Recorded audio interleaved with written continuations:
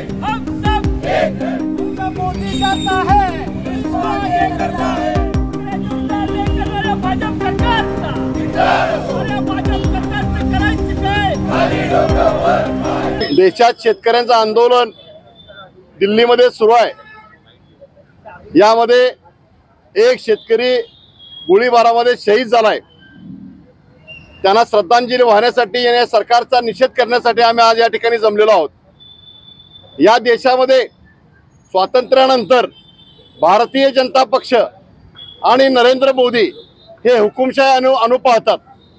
शेतकरी हा या देशाचा प्रमुख भाग आहे आणि शेतकऱ्यांच्यावर अन्याय करत असताना त्यांच्या मागण्यासाठी लोकशाही मार्गाने जर दिल्लीत एकत्र येत असतील तर त्यांच्यावर अश्रुधुराच्या नरकांड्या फोडणं, गोळीबार करणं, हवेत गोळीबार करणं हा जो प्रकार आहे हा देशाला हुकुमशाहीकडे घेऊन जाणारा प्रकार आहे।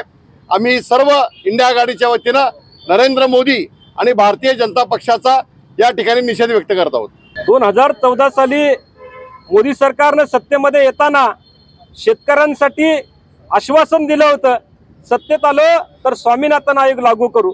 पण स्वामीनाथन आयोग ना लागू झाला, ना MSP वर चर्चा झाली, ना हमीभाव डिक्लेअर झाला। या सगळ्यांच्या विरोधात भारतातला शेतकरी असंतोषांच्या भूमिकेतनं मागच्या वर्षीपासून या मोदी सरकारच्या विरोधात वारंवार धरणे करतोय, वारंवार आंदोलन करतोय। चालू महिन्यात सुद्धा या भारतातले संपूर्ण शेतकरी, शेतकऱ्यांचे प्रतिनिधी, शेतकरी संघटना मोदी सरकारच्या विरोधामध्ये हमीभाव लागू झाला पाहिजे, स्वामीनाथन आयोग लागू झाला पाहिजे या एकाच मागणीसाठी दिल्लीमध्ये धरणे देऊन बसले।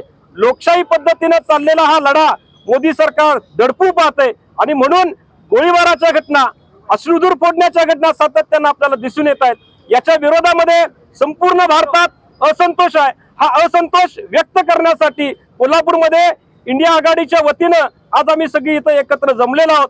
या निमित्तानं मला सांगायचं आहे, मोदी सरकार शेतकऱ्यांचा विरोध तुम्हाला परवडणार नाही। हे भाजप सरकार हुकुमशाही देत चालणार नाही। येणाऱ्या लोकसभेच्या निवडणुकांमध्ये याची प्रचिती तुम्हाला आल्याशिवाय राहणार नाही। हा इशारा मी कोल्हापूरच्या बिंदू चौकातनं देतो। जय हिंद। अशाच ताज्या अपडेटसाठी महासत्ता न्यूजला सबस्क्राइब करा।